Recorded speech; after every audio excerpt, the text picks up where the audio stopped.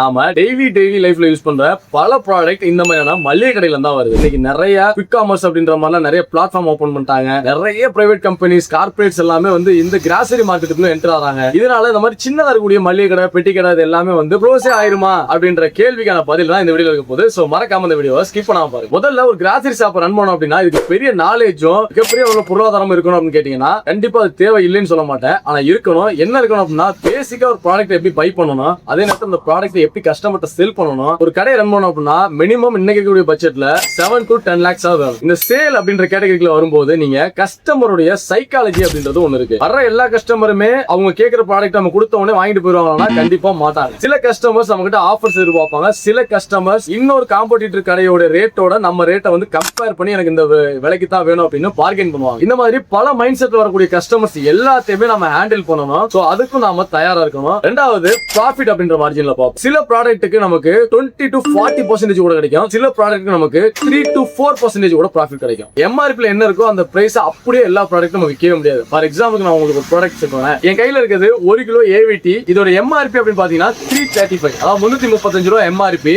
ஆனா நாம இதை செல் பண்ற பிரைஸ் என்னன்னு கேட்டீங்கன்னா 280. மளிகை கடையில எல்லா ப்ராடக்ட்டுமே எம்ஆர்பிலே சேல் ஆகாது. அதுக்கு பதிலா நம்ம மாதிரியே மத்த கடைகள்ல எல்லாம் எப்படி ப்ராடக்ட்டை விக்கிறாங்க, அவங்க என்ன பிரைஸ் விக்கிறாங்க, நமக்கு எவ்வளவு மார்க்கெட்ல நம்ம பை பண்றோம் அப்படின்றத பொறுத்தா நம்ம செல் பண்ண முடியும். ஒரு சில ப்ராடக்ட் வந்து நம்ம கம்மி பிரைஸ்ல வாங்கி ஹை பிரைஸ்ல வந்து சேல் பண்ண முடியும். உங்க ப்ராஃபிட் அப்படின்றது பிக்ஸ்டா ஒரு ஆவரேஜா வந்து எனக்கு வந்து இத்தனை பெர்சன்டேஜ் அப்படின்றத மளிகை கடையில கண்டிப்பா செட் பண்ணவே முடியாது. ஏன்னா இங்க மல்டி ப்ராடக்ட்ஸ் இருக்கு. ஓகே, ப்ராடக்ட் செலக்ஷன் அப்படின்றதுக்கு வருவோம். இப்ப ஷாம்பு எடுத்துக்கிட்டீங்க அப்படின்னா அந்த ஷாம்பே வந்து சாதாரண ஷாம்பு அப்படின்ற ரிலீஸ் பண்ணிருப்பாங்க. அதுல வந்து டேண்ட்ரஃப் ஷாம்புன்னு ரிலீஸ் பண்ணிருப்பாங்க. அதுல எக் ஒயிட்ன்ற ஷாம்பு ரிலீஸ் பண்ணிருப்பாங்க. மல்லிகைப்பூ ஃபிளேவர்னு ஒரு ஷாம்பு ரிலீஸ் பண்ணிருப்பாங்க. இப்படி பல வெரைட்டி ஷாம்பு வந்து ஒரே கம்பெனி ரிலீஸ் பண்ணுவாங்க. கஸ்டமரும் ஒவ்வொரு ப்ராடக்ட்டுக்கும் தனித்தனி இண்டிவிஜுவல் கஸ்டமர்ஸ் வந்துட்டே இருப்பாங்க. அதனால நாம ஒரு பொருளை வாங்கி வச்சு கடையை கண்டிப்பா ரன் பண்ண முடியாது. சோ அப்படி எல்லா ப்ராடக்ட்டையுமே நம்ம வந்து பை பண்ணி சேல் பண்றதுக்கான ப்ராடக்ட் நாலேஜ் அப்படின்றது இங்க கண்டிப்பா தேவைப்படுது. சோ அதையும் நாம கத்துக்க வேண்டியிருக்கு. அடுத்ததா லைசன்ஸ், லைசன்ஸ் அண்ட் வந்து வெயிட் ஸ்கேலுக்கான லைசன்ஸ் அப்படின்றது வேணும். அண்ட் அடுத்ததா நம்ம டிஸ்ட்ரிபியூட்டர் அண்ட் ஏஜென்சி ஹேண்டில் பண்றது. ஃபார் எக்ஸாம்பிளுக்கு மேகி நூடுல்ஸ் ஒரு டிஸ்ட்ரிபியூட்டர் வச்சிருப்பாரு,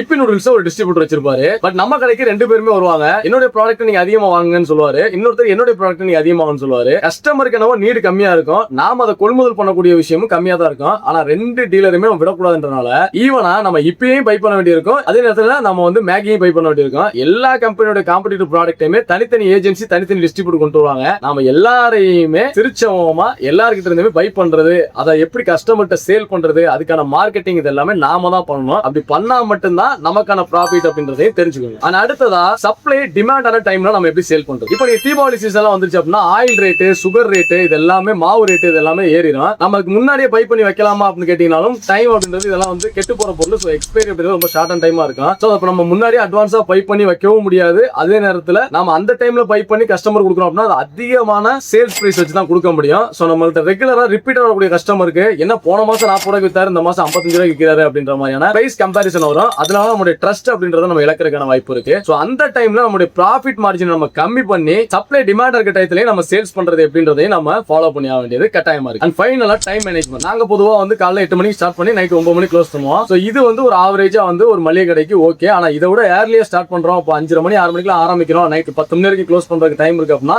இன்னும் கஸ்டமர்ஸோட என்ட்ரி அப்படின்றது கூடுதலா இருக்கும். சோ ஒரு மளிகை கடை நடத்துறதுக்கு நம்மளுடைய டைம் மேனேஜ்மெண்ட் முன்ன சொன்ன எல்லா விஷயத்தையுமே நம்ம ஃபாலோ பண்ணிட்டோம் அப்படின்னா ஒரு கடையை கண்டிப்பா சக்சஸ்ஃபுல்லா நடத்த முடியும். சோ இது ஜஸ்ட் ஒரு பிகினிங் தான். இனி நம்மளுடைய சேனல்ல இந்த மளிகை கடைக்கு பின்னால் நடக்கக்கூடிய நிறைய பிசினஸ் ஸ்ட்ராட்டஜி என்ன, ஒரு ப்ராடக்ட் எப்படி நம்ம கிட்ட வருது, அது எப்படி கஸ்டமர்ட்ட போகுது, இந்த மாதிரியான பல பிசினஸ் ட்ரிக்ஸோட சேர்ந்து ஒரு கம்ப்ளீட்டா ஒரு வேர்ல்ட் எக்கானமியை நம்ம ஒரு மளிகை கடையில இருந்து எக்ஸ்பிளைன் பண்ண போறோம். சோ அது மிஸ் ஆகாம இருக்கணும் அப்படின்னா நம்ம சேனலை மறக்காம சப்ஸ்கிரைப் பண்ணிக்கோங்க. நீங்க எங்க ஜாமான் வாங்கிட்டு இருக்கீங்க, உங்களுக்கு பிடிச்ச மளிகை கடையோட நேம் என்ன அப்படின்றத கமெண்ட்ல சொல்லிட்டு போங்க. அடுத்த நல்ல வீடியோ சந்திப்போம். பாய்.